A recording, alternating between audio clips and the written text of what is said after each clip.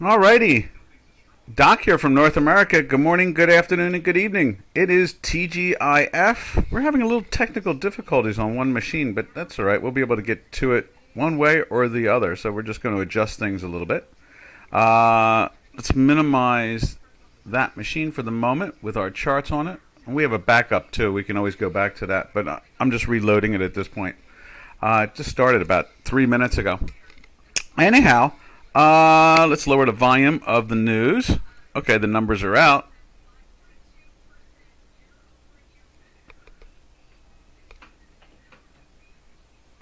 They were looking for 5.3, I think, year over year on the core PCE, and came out at 5.2, so that's not too bad. March core was 5.2. They were looking for 5.3, so not the worst thing in the world. You know, the numbers are all over the place at any given time, so I don't see any markets making any dramatic shift. What we'll do is we'll see how they play that out. You can see we start off with we have the Swiss up there, but overall what it really comes down to is the stock indices are they're off their lows of the day. They're not exactly down much, 0.33%. S&P 500 is off a little bit more, about 0.75%. And the NASDAQ or the Tech 100 is down about 1/10%, about 1.1. Overall, the markets for the week pretty much unched, I guess you could say. Very little, they took a big hit, I guess it was on Tuesday or Monday, and then they battled back for the last couple of days and got us to maybe just a little bit unchanged for the week or just down a little bit. And then what we see is the bond market, the vigilantes, as we like to call them. They've basically been kind of quiet also in the sense of they've been firm. Yesterday they pushed into a sell. I think we can show you some of the charts. Let's do that. Show you what we put up this morning while we're loading the others. So let's see. Let's take a look at the 30-year. And there's the 30-year there. And that is today. What we saved a couple hours ago for clients. You see they're putting a pressure. Oh, you can't see that. Let's do this. Like that. There we are. You can see the pressure on it right there. There's some pressure kicking in. Do we really think that things are getting worse or bad? Or next week they're going to raise allegedly. We'll see. We had this conversation, Robin and I, last night. What will they do next? Will they really raise the whole half a point, or will they raise it a quarter, or they'll raise a half a point in the next week and a half, and then maybe they'll raise it a quarter point if they're not happy with the way the economy is moving? It just seems to be the natural tendency of the whole process. Really, it's really something. And so you can see here, the 30-year, pretty much. Actually, was that there's Monday, so pretty much it's still firmer. But you can see our work right here. Can you see that? Did our arrow jump in? We can do it like here. You see right there that the pressure is on. It's below its sell line. Just an obvious fact of the way things are moving at the moment. Nothing major. So oil. I like that. Lately, I've started off talking about all the products real quick, and then we go into like Swiss and so forth, and we follow the different pairs trades. Oil, same situation. Let's see what the oil looks like. Let's see, where is it at? Right there. There was crude oil about an hour ago. You can see it was moving up, and it's up for the week. It held on to the weekly buy. This is the October contract. Now, the front month contract is right on the edge. Right there, and you can see it is also up for the week, and it's in a daily buy. But you can see right here, it's just flirting. It was -9 there. We're trying to get back up to being live again. We'll get it to go. Let's see. Let's give it a click like that. It's still doing its calculations. Open. There we go. Let's see how that goes there. So. And the same thing with gold. We'll show you gold real quick, just to give you a flavor. That is down for the week. You can see that right there. That's where it was at the beginning of the week, and there's the whole week, and it's been down. Now today they do have some strength in it. It's been in a sell for a while here now, a couple of weeks, and we're in a weekly sell. So the action has been that, just kind of, nowheres to go. Markets are going to find ways to go down, but I don't believe that the issues are going to, clog the market up, freak out the market. I mean, there is so much bearishness out there that you have to assume, in the equity markets and so forth, that you have to assume that they're getting ready to find a bottom. I mean, now I don't expect any major bottom whatsoever. It's not like, remember, for those that have been here a long while, we were very strong on the V bottom back in February, March of 2021, I guess it is. No, 2020. We talked about the V bottom. We beat a drum about it every day. I was, telling traders here, be long or be wrong. I was saying it over and over again. The V bottom is here. The V bottom is here.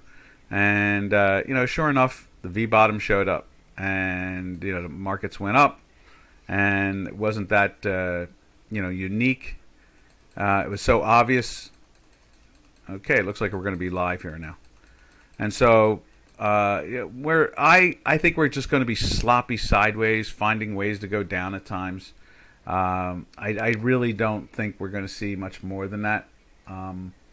Could they take 10% more out of stock indices or something like that? Sure, why not? It's a very, I don't want to call it an illiquid market, but markets are very thin. In this era, and ever since the creation of listed options, the volatility has been more dramatic because the size has become more dramatic. But if you really think about the percentage, the things that always made everybody excited, 1% down or 0.5% down or 2% down, that has been the real change in our marketplace. We see a lot of percentage changes. Let's see, year to date, Dow Jones Industrial Average is only down under 7%. The S&P 500 down under 11, and the Tech 100 or Nasdaq is down under 19%. So, for a bear market, that's not that bad. Earnings have been pretty good in the stocks, so forth and so on. Currencies are the amazing part, really. Let's see if we can get this up there. There we go. Let's see if we can get the Swiss up there. Remember, with quantitative easing, that really opens the doorway. We'll have to wait for it to fill in a little bit for the Swiss. We'll leave it up there like that. Now, you can see on J4X, you see all this strength here. I mean, it just keeps on climbing. And last I saw the Swiss, it was pretty much unchanged for the day. You can see let's make this larger on the J4X. You can just see it keeps on trying to top out. You can see the volume keeps on finding its way to the bottom. There you go. Now we're up. And there's the Swiss in our math live. And you can see there it's up again. And, to be honest, is Switzerland really having that big a financial problem? I don't believe it whatsoever. This is just a very, very strong dollar. And we labeled yesterday's webinar. How did we label it? I think we labeled it something like why the dollar is strong or something like that. And we've laid out very clear reasons for the strength of it. Let me find what the headline was yesterday.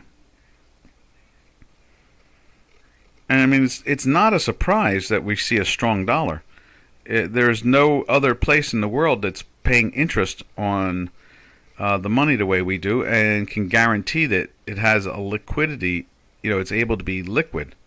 And that's probably the biggest rub about it all, really. And that is that when you're like Japan or Europe or China, you put money. Even the Russians put money into the American market. They had 600 billion. I think they had $600 billion here. When it got locked in for their shenanigans there's the title. Why the dollar is strong. That was yesterday's title. And the reason it's strong is because when someone comes to get their assets, they get him. That's a... And I can tell you a simple little story. I understand that at the beginning of World War I, everybody here in the States thought, oh no, that Europe's going to go to war, and they're not going to want to put money in America. And there was this real fear. I know it's hard to believe that we financially think of things like this, but in America, but there was a real fear that the economy was going to slow down and there wasn't going to be any real investing going on, and it was going to be sideways, and instead the world saw the war in World War One in Europe as put your money in Switzerland and put even more of your money in America. And that's really what they did, which stunned the Americans. The Americans were stunned because they were anticipating the opposite. They thought they just would pull the capital. And they didn't. They didn't pull the capital. And so, you fast forward to 2022, and that's why the dollar is so strong, because it is a safe haven. Now, since 2008, and the world went bankrupt, basically, that has even given the dollar even more strength because of the nature of the Federal Reserve, the way the Federal Reserve works. So the dollar is going to be strong as long as there's quantitative easing. The dollar will be strong and firm as long as more the less countries practice capitalism. Don't practice capitalism, you make the dollar stronger. That's pretty much what it really comes down to. It's crazy but true. Hey, 54, where you been hiding? Europe as a whole is a mess. It is, but can you tell me what the GDP of the European Union is? I saw it this morning, and I was like, what? I know that, like, Germany is, like, the GDP is a little under 5 trillion, right? So that's a hint, okay? What do you think the GDP of the whole European Union is?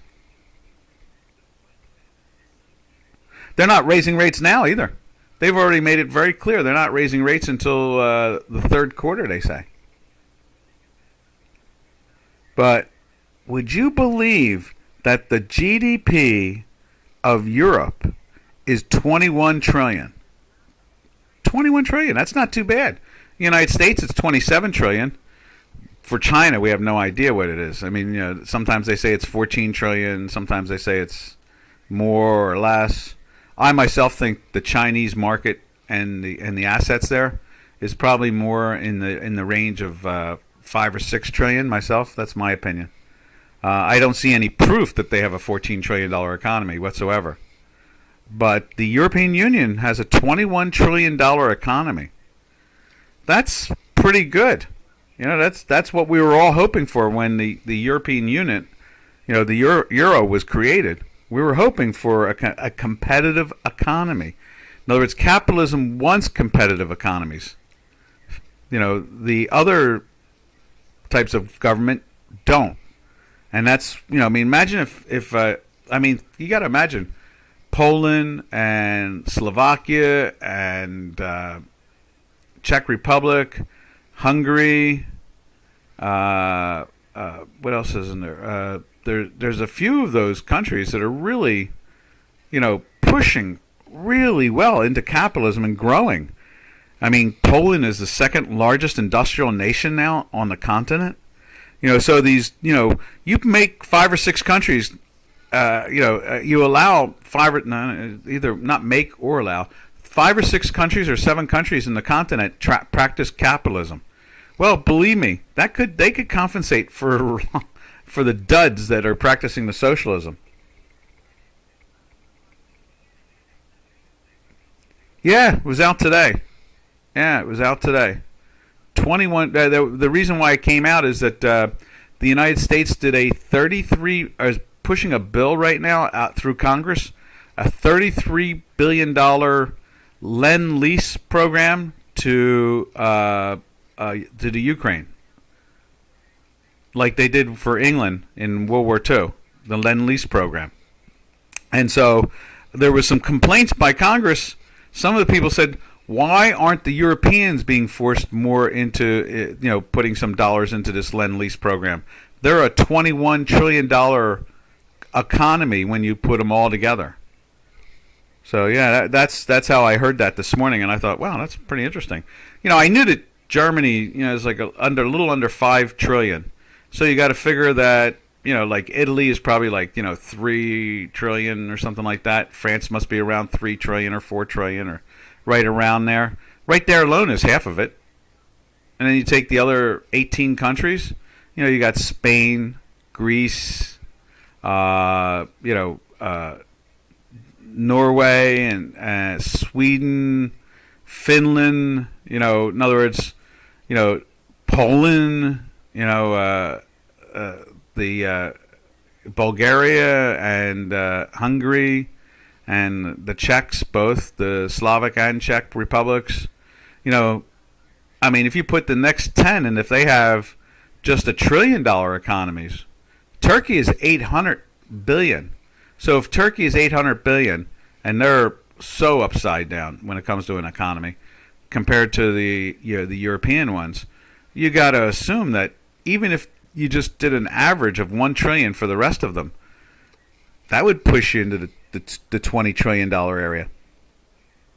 And so that's the the gist of it all. So then we have the Swiss up here on the screen this morning, and you look at it and you go, why is that Swiss currency going up like a rocket shot, like the rest of them? And King Dollar is being King Dollar, just running mad. And it's because of the capitalism. Now, who's saying that Switzerland isn't capitalism? I'm not saying that at all. But, the rest of the Europe itself, half of it, if not 2/3 of it, has socialism going on all the time. Look at Germany.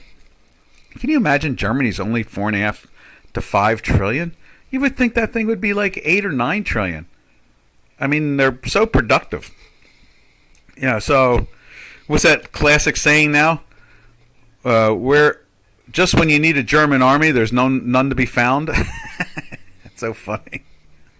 But, in the end result is that, just those 3 countries, if you put France and Italy and Germany together, that's got to be, close to $10 trillion right there. So then you take the other 18 countries, or 17 countries, they got to be able to generate another 10 trillion. So that makes total sense of the 21 trillion. Yeah, Congress knows. They were complaining. There were a lot in Congress complaining that, we're doing this Lend-Lease program for 33 billion. Why aren't the Europeans doing a program just like that? That was where I heard this morning. So, that was clean information. And and that really is, a legitimate question. We all know what the answer is. People just don't want to accept the answer, and that is all that socialism that's still going on. And we have an expression about that in physics and math. It's called steady state. The old theory that if you take a brick or a stone and you put it in an oven, you take another one the same identical size and weight and you put it in a freezer.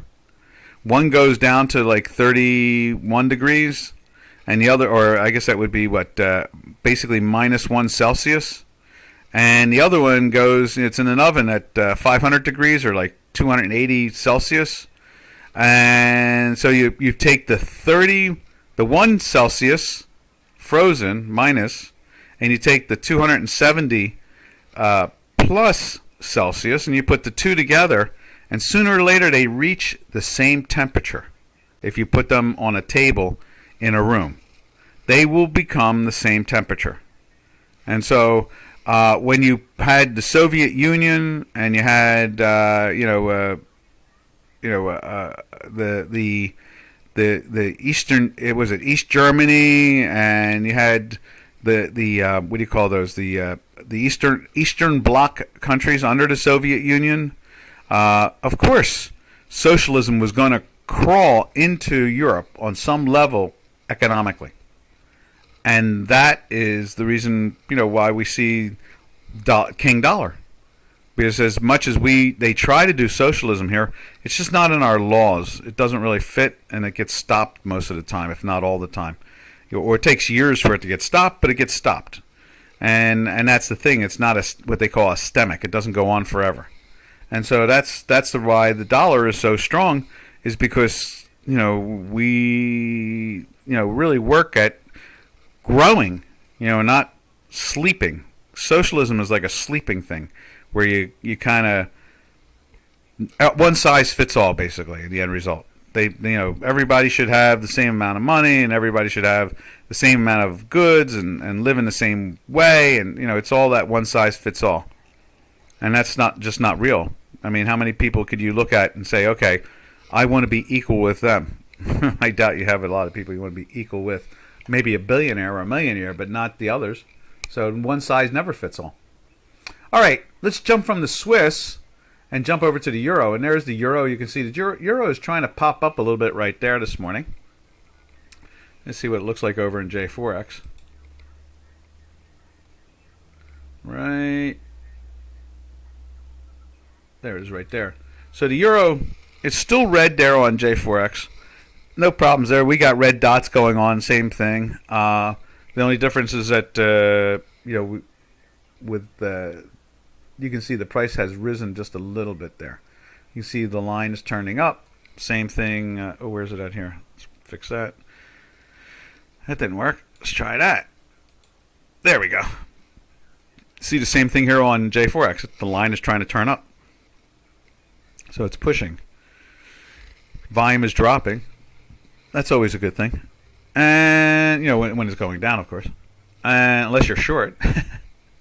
And then, you can see there that the euro is doing its best to get back in gear and try to climb back up into the range.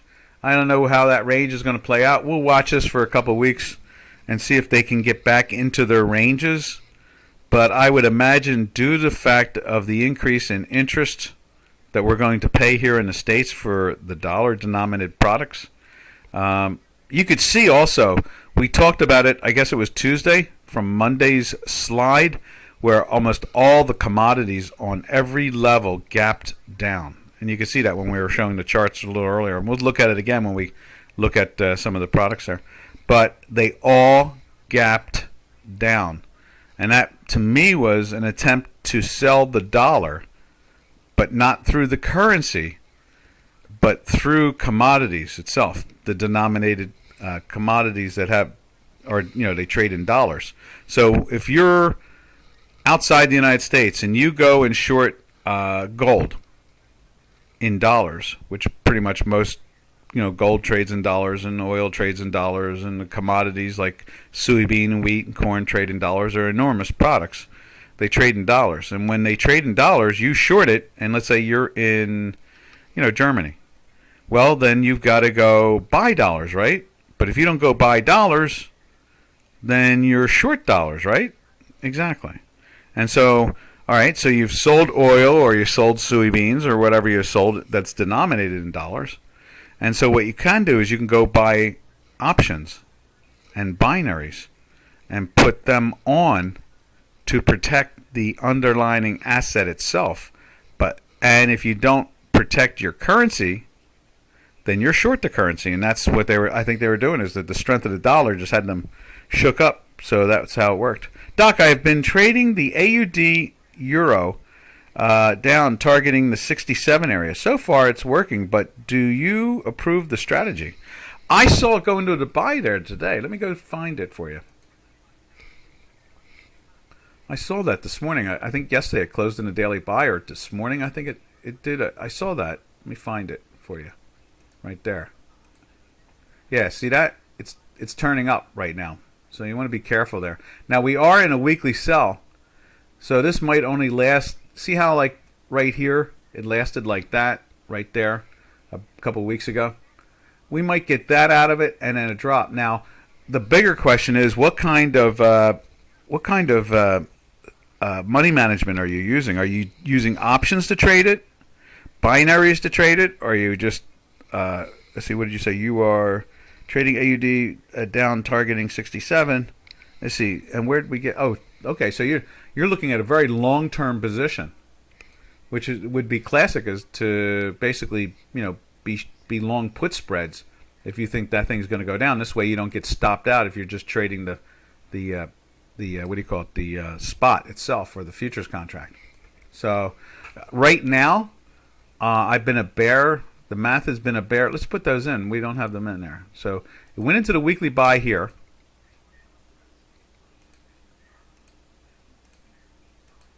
And it went into a weekly sell last week here.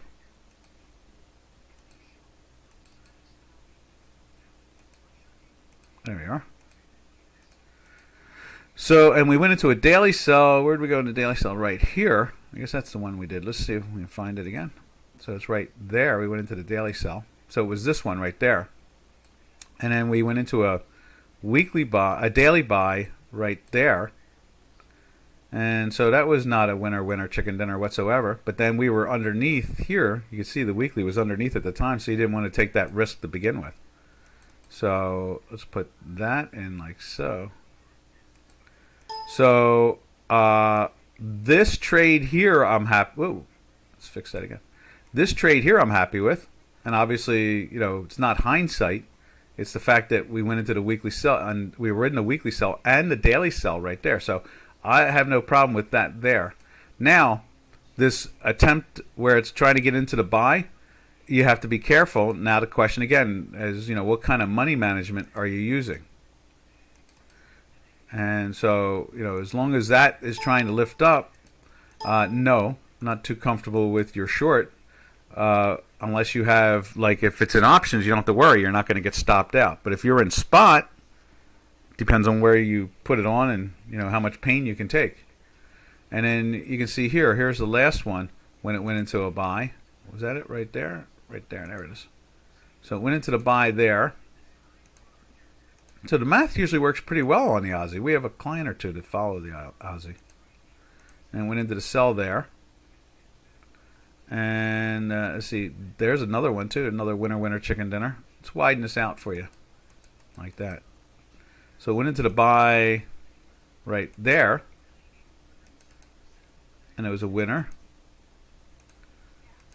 And so, you know, all the way up until right there, it went into the sell.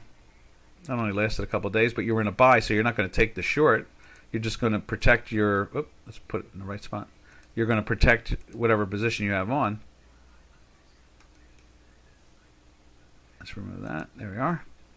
Then it went back into the buy here, and it did the same exact thing. It rolled over again. So you went into the buy there, and then it did not give you a win. It gave you a loss. And went into the sell there.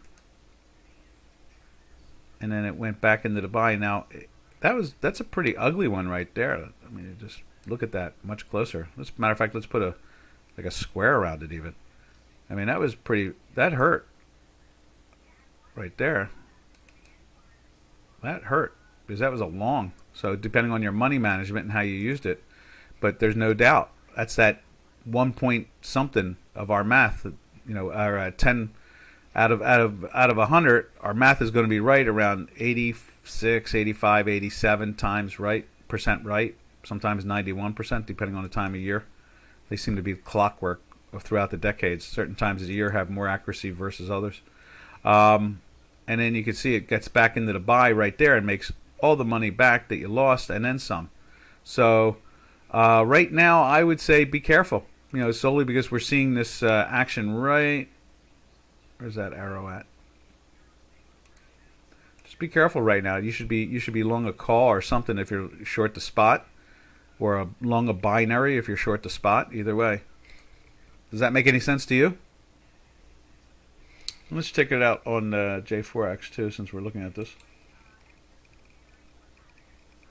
How about that? We haven't looked at the AUD dollar since we moved it to this computer. Interesting. AUD. Oh, wrong keyboard. AUD.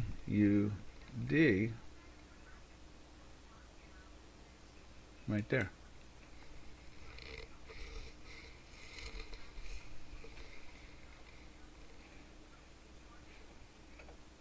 I hope that helped you out. What you want to do is you don't want to really be hanging out there at a risk. That's why we show you the math. Now, let's take a look at that on a much longer view in the sense of let's go to J4X and let's see, you know, it's not challenging these lows right here. So is that where you're deriving your 67? I guess not 69. So 67 is a good shot down. In this case here, I would think you would want to like put it on in an option strategy. Something in the money, and this way you wouldn't take much risk. And this way you don't get stopped out if there's any crazy moves overnight, that type of thing. 67 is a good distance down. I don't have it. Let's take a look at it on a month to month on J4X. See what it looks like.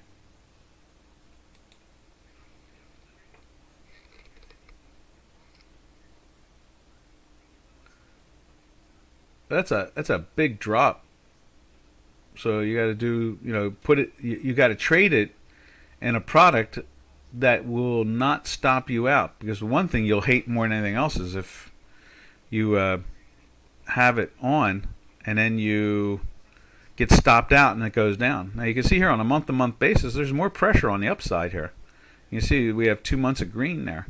You would really want that to be red for a long-term move, thinking it's going to go challenge maybe that low there. No, you're looking for that low, I guess, right in there. Is that it? Yeah, that's pretty much the lows you're looking at, where the reverse head and shoulders was and turned up. And now the question is, will it meet that area again? You see it's done that over the years. There's 2014 it did it.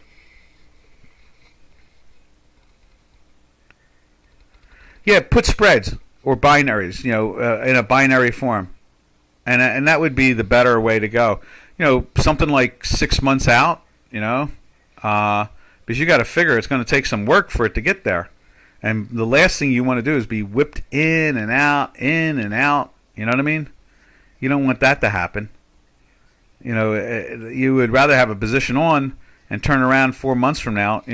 Imagine that, we see at the end of this month they start to generate a red bar on the Aussie dollar pairs trade, and look at the weekly.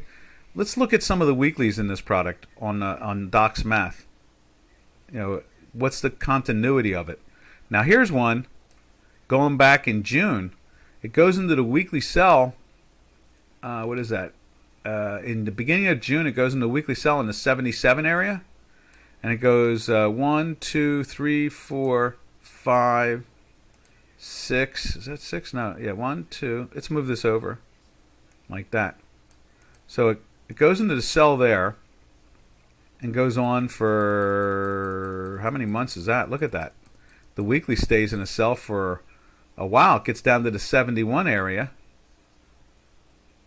And what is that? 1, 2, 3, 4, 5, 6, 7, 8, 9, 10, 11, 12 weeks. So it's at 3 months. So, you're looking at, look at something like a 4-month put option spread, something like that. Maybe a 5-month, right around there.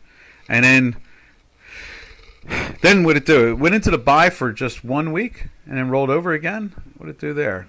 No, 2 weeks. So it goes into the buy. It went into that daily buy here. Let's put that in there. Let's grab this one right there and just put it there. So it goes into daily buy there and stays in there for like 2 weeks. It's a nice move. And you got your strength here. That's not too bad. And then goes zigzag for a while. You got your, goes into a weekly sell 1 week, back into a buy, back into a sell for 2 weeks, then back into a buy for 4 weeks. And you get a nice little run out of it too. I mean, you get, where's the last buy? Well, I guess it went into, it was in the buy from here. Let's grab this one. And then it goes back into the buy again. And let's put that sell in there.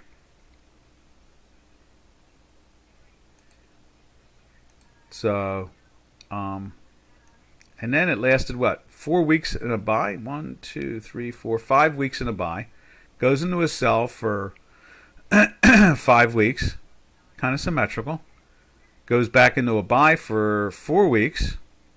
Goes into a sell for 4 weeks. And now we're in a weekly buy now for what was that? 2, 4, 6, 8 weeks it goes into a buy. Now, who knows? Maybe we'll see the symmetry of it, and it'll go into a weekly sell. It's in the second week in a weekly sell with no problem there, and you can see how deep down it is. Matter of fact, as long as this blue dashed line and that green line stay underneath the time manifold, especially with the histogram now underneath there too. There's a lot of selling going on at the moment. So let's see what they do with this over the next 2 days. I would take your profit and put spreads on instead. Excellent. I'm late. Oops. How is the raisins and oatmeal? Good morning, Robin. So yeah, 54. I would say, hang that way. That's we'll see if it lasts for a day or two in the buy and rolls over again. Remember, the dollar's been incredibly strong. So I mean, there is money probably thinking, it's taking off. Let's cover. That's what they're doing, and then it may roll over again. Maybe we'll get 4 weeks out of this, or I don't know. We'll see. Only the math will tell us in the end. A disaster? What do you mean a disaster?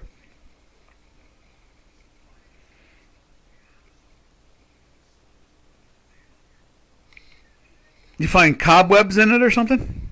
I hate when that happens, when you buy something and then you find cobwebs in there. From the spiders. All right. From there, we'll jump back over to cable. More Commonwealth. You can see they're doing the same thing. They're trying to bounce the cable up this morning also. And you can see the weeklies like that. And this one was in a weekly sell for, what was that? 1, 2, 3, 4, 5, 6, 7, 8, 9, 10, 11, 12 11 weeks. Went into a buy, and now we're back into the sell again. And that's the best thing we can do is just follow these things, through the math. You can't fiat it and say, I want you to go down. It doesn't work that way. We got to follow the math and stay with the numbers, because if not, you're going to get beat up. You don't need to get beat up. Your objective is to make money. All right. From there, from the cable, we'll slip over to the Turkish lira. What a horrible Bloomberg article this morning. Can you imagine that I'm somewhat on the Aragon side of that? Isn't that amazing? I'm like, they talked about all the bad, all the bad ideas that they had. Aragon and his son-in-law and so forth, what they were doing to try to save the currency. Okay? And now they barely mentioned, they did mention a little bit about the free puts that they're giving out. But they were not very complimentary of it. And all they could do is complain. Doc, the Fed raising a 0.5 percentage point, then another half will break the market. Do you see that as done deal, or they will chicken out? I think they'll definitely do the 50. I think it's already in the market. Robin and I were having this conversation last night even. You can see it in the bonds. Here, let me just show you. Let me tune in the bonds for you. It's already in the 30-year and in the 10-year. It's already in the bonds. Okay? So it's already in there. So that means that, they're trading the 30-year bond at about 2.9, I guess it is. And they're trading the 10-year bond at like 2.8 or 2.7, something like that. So it's already in the bond market and the stock market. We're already seeing that. So I think without a doubt you're going to get the 0.5% increase next month. That's going to happen. I don't think they're going to chicken out like they've always chickened out. Then they'll watch and see how the economy functions. And if the economy starts to get any worse, they may push just a 0.25 percentage point. You got to imagine that the economy is going to really shift in a different direction in the next 6-7 months, 8 months. The House of Representatives is going to go incredible Republican. So they're going to stop a lot of these bad. Most of our inflation and our economic problems are from bad policy. They're not really from, the supply chain is obviously China is trying to mess with our, their colonial powers. We're the colonial power. China is our colony. the United States is the colonial power, but it's a real battle back and forth all the time. So, it's a very odd situation. So all it's doing is forcing companies in America to go to other countries and move away from China more and more. That's why we saw the $17.5 billion. It's $17.5 billion moved out of China just last month. I mean, what is that in yuan? You multiply that by 6, right? So you're looking at 100 billion yuan moved out of the country. And I don't even believe the yuan is in the 6s. As far as I'm concerned, I think the yuan is more like in the 13s. So it's even worse in many ways. But no, I don't think they're going to chicken out. It's already you can see it in the prices of certain in the commodities and in the bonds and the stocks. You can see it already. It's already in there. All right, from there. Oh yeah, what did I want to look at? The bonds. Here we go. Here's the 10-year. There's the 30-year right there. That's the 30-year bond. What in blazes is that? Now, how did that change all of a sudden? That seems odd. We have to go fix. Something needs to be fixed in there because I closed it. Something's wrong. That doesn't make any sense. This is what we sent out this morning. I'll show you what I was looking at. Right. There it is. So, yeah, see, those numbers don't look right. So it went into the buy here, and they've been climbing up. So we're just going into the sell again, and we've been in that weekly sell from here. So, I mean, they've taken the bonds down from the 157, 158 area. Let's move that over to here for a moment. From that area there, was it up in there? So that was the 160 area, and they brought it down to the 140s area. So the price is already built into the product right there alone. Let's see. 54 says Q1 advanced GDP annual quarter over quarter was 1.4 minus. Right, exactly.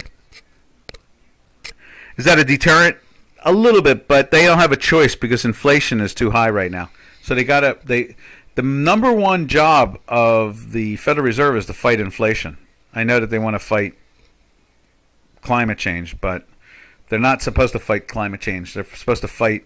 And how can the Federal Reserve really stop, Pluto from losing a third of its atmosphere over the last 4 years? Or can the Federal Reserve stop Neptune from moving into the ice age that it has slid into out of nowhere over the last year? I really have my doubts. Oh, how about those earthquakes? Remember, NASA said that Mars won't ever see earthquakes. It's a very stable planet. What happens in the last year? Mars is having 4.1 earthquakes all over the place now. So, can the Federal Reserve control the solar system? I say no. So, if something's going on with Earth, I think it has anything to do with us humans. And so I would say the Federal Reserve doesn't have that power. But can it control inflation? Yes, it can do that. It can fight inflation.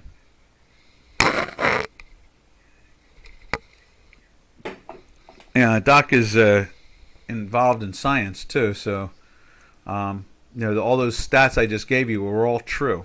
Now you're not going to hear them in the news media because it doesn't fit the narrative. But I don't think we have much of a power. What was it? Something's going on with Jupiter and Saturn too. The winds have shifted on one. They've dramatically shifted the winds on their planets. Everything's coming from the outer part of the solar system in towards us. Now the question is, Mars is right next to us now, and they're getting these earthquakes the last year. So what? Are we going to? We're a pretty healthy planet. I don't know if we're going to see much from it. We'll see. I mean, we've lost about 20% of our electromagnetic field. We've seen some really strange lightning going on, but overall, I don't think there's anything to be too worried about at the moment. And what I mean by moment, over the next 2 or 3 years, over the next 8 years, say. I don't think we're going to see too much. We'll see something going on. I did see they lost. There was a blackout on the other side of the planet. Was it Monday? It hit the Indian Ocean region and so forth, and radio and everything else got knocked out for 3 or 4 hours from the sun. So, I mean, there's some things going on across the whole solar system. But can the Federal Reserve control inflation? Yeah. Can they control the solar system? Nope. That's the way it goes there. All right, and I'm going to have to work on this. I'm not sure what's going on there, but I think what happened was, looking at the chart, that's right, and that is wrong. That one is wrong right there. The data needs to be put in. That's right, and that's wrong right there, and that's wrong and right there. The data is all wrong on those out of nowhere. Let's see if we can give this a refresh. See if that'll help it any. There we go.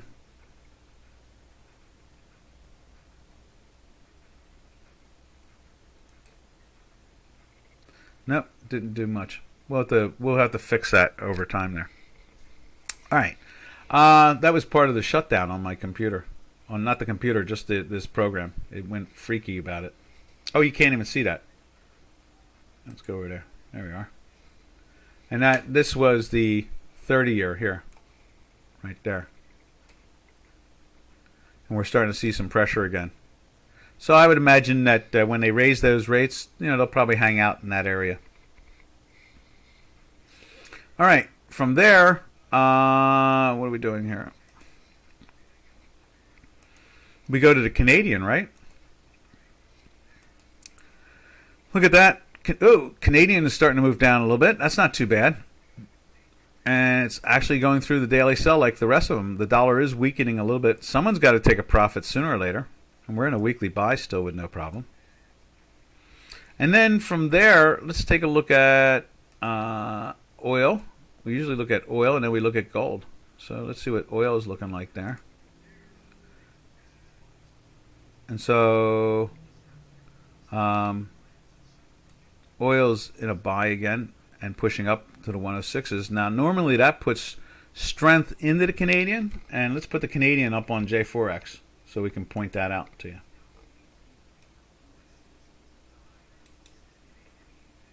And you can see there, as it's moving down, oil's moving up. That's the way it normally works. And you see that strength there.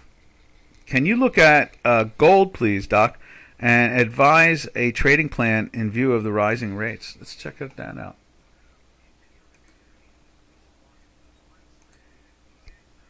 Now we're flirting with a daily buy there at the moment. In other words, everything is being, with the dollar kind of being profit taking today. Profit taking is going on in the dollar, but we're not seeing the weekly is still in a weekly sell. Let's see. I guess what can we say about the gold as a trade? I've become convinced. Let me say this about that. I really think that it's a mistake to try to trade the gold so tightly. In other words, over a short period of time. I really believe that when you look at gold over, we talked about this 2 days ago. When you look at gold over a 5-year period, it always seems to have a good value to it. It holds up very well. When you look at it over a 10-year period, it is fantastic. 15, great. Just fantastic. 20, so forth and so on. But when you look at gold in the, a year to year here or there, it can be very sloppy. Gold can be very sloppy. Let's put it up on J4X as a good example. And then we can dissect it through our math at the same, right afterwards. But here's gold. And let's and that's a monthly chart. And you can see, when you look at it in a really long-term situation, all the way back to 2003 here, it moves nicely. It really does. Now, you can have your corrections. You're going to have some big corrections in here. But overall, just on a monthly basis, in the case of, if we could put like a 5-year chart, can we do that? Is there such a thing as a 5-year chart?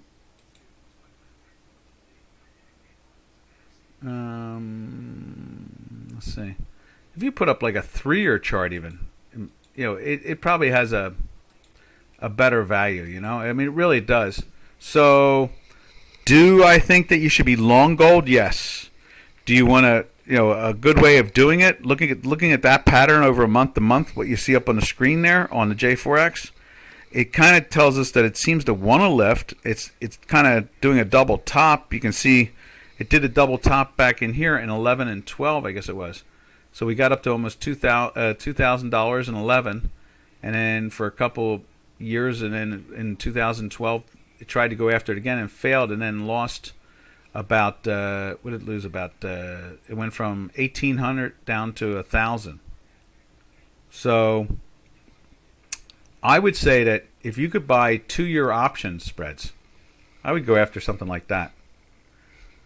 And you almost want to butterfly them to some extent, but you would almost want to think of that as a trapezoid, even not necessarily just a buy a call, sell a call binary strategy, but literally like buy a call, sell a call way out further, sell another call way out further, and then buy a call way up top further, and that's a trapezoid. And this way, in the next 2 years, if gold goes to, let's say, 23 or 24, then you probably do pretty well. But if you do a bull spread, a binary, then it's probably going to be less successful because it's going to be more expensive.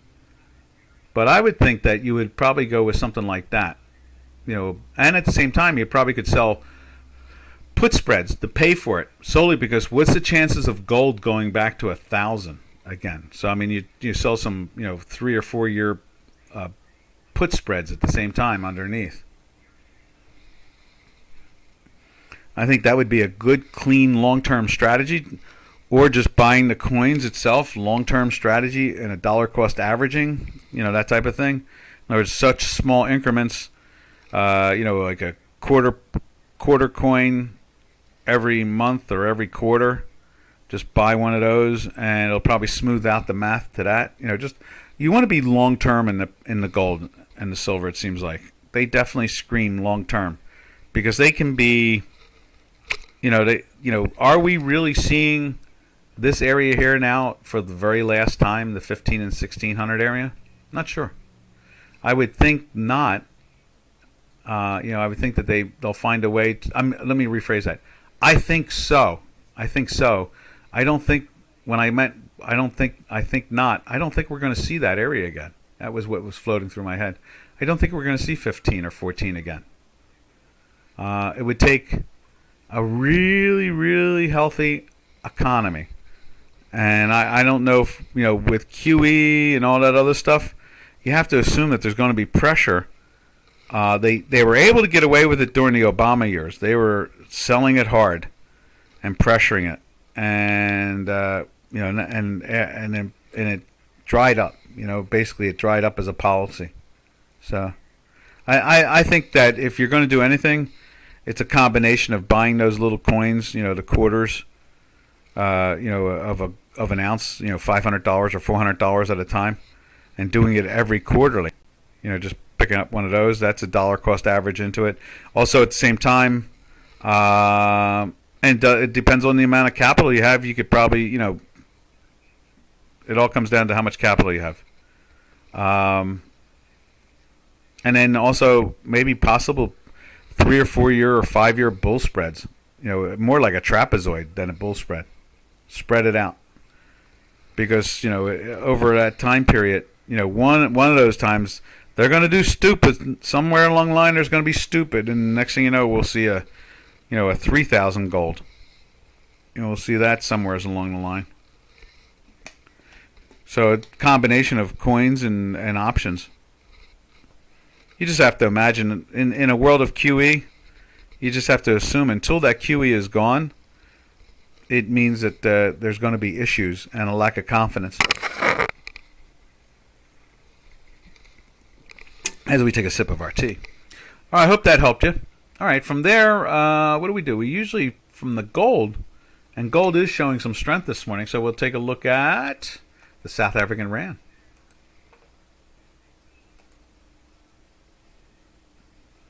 And there's the South African Rand, and it's finding a way to go down because gold is going up. And this whole move right here with gold going down, Rand went up against the dollar.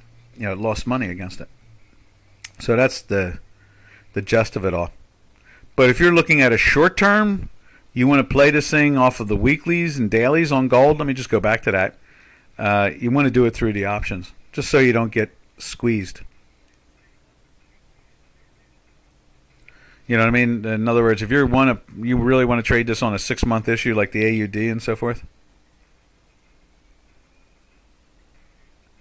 Okay, good. Excelente 54. What else do we got to say about that? So South African Rand's moving that way. We've talked about the currency that won't be named, the Russian Federation currency, and it's pretty much locked to the dollar. So I would assume it's trying to lift up a little bit this morning because it's been marching along with the dollar very comfortably. That's interesting. It's still down at the moment, and it's still thin.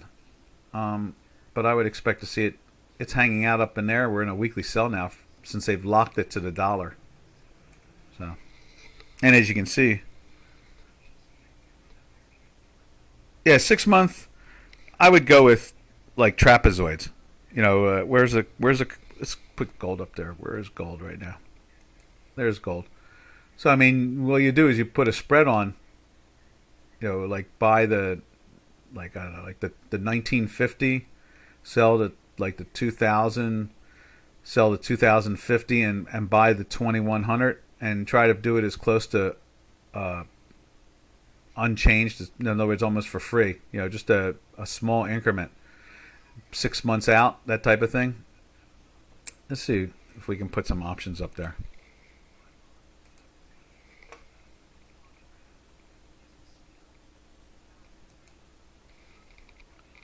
Let's see.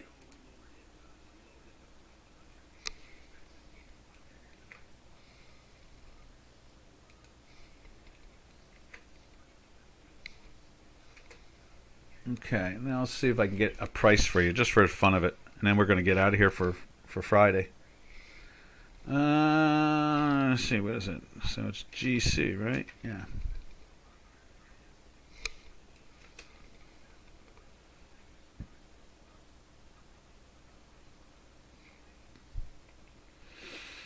So we'll look at something like October gold options. Let's see what they look like. So let's put the, what did I say, like the 1950s in there. Let's see what they look like. 1950 call. And let's see what the, I don't know, let's see what the 200 call looks like. And then, just to get an idea if that's the way to go, buy $50 wide. Then the 250 call. And then the 2100 call. Let's see what that looks like. See what kind of money you're risking by doing that. All right, so that's 109. That'd be $26, I guess it is. That's what it looks like to me. So the let's widen this out.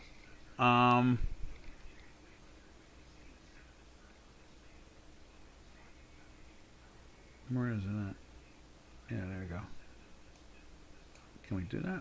Why can't I move that over? There it is. All right, so the 1950 call is at 76. And then the 200 call is at 61.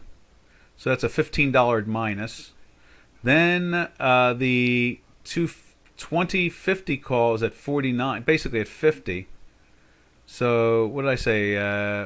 So it's a plus 34 now you take in your pocket. And $6. It cost you $6 to do that trapezoid. So what's that? $600 to do a trapezoid like that. You're risking $600 to make as much as the most you can make is for $600 you can make $4,400, or is it even better than that? $8,900. So $600 in the best case scenario would make $8,900. It's almost $9,000. So $600 makes $9,000. That's the best case scenario. The worst case scenario is you lose $600. So that's a nice ratio.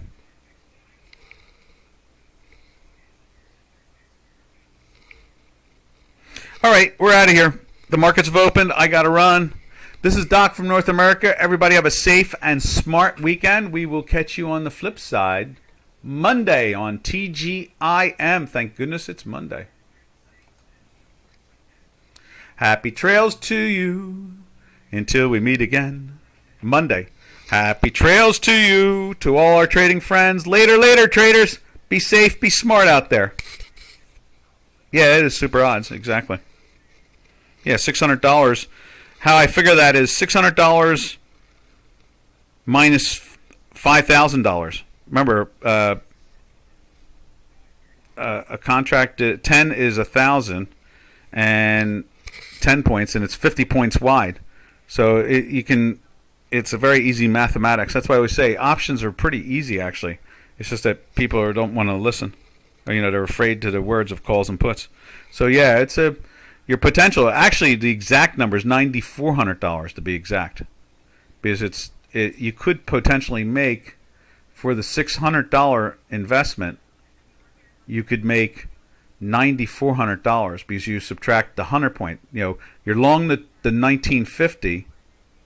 Yeah, 1950, and let's say it expires at 2050. So that's $10,000 minus the $600 you put out.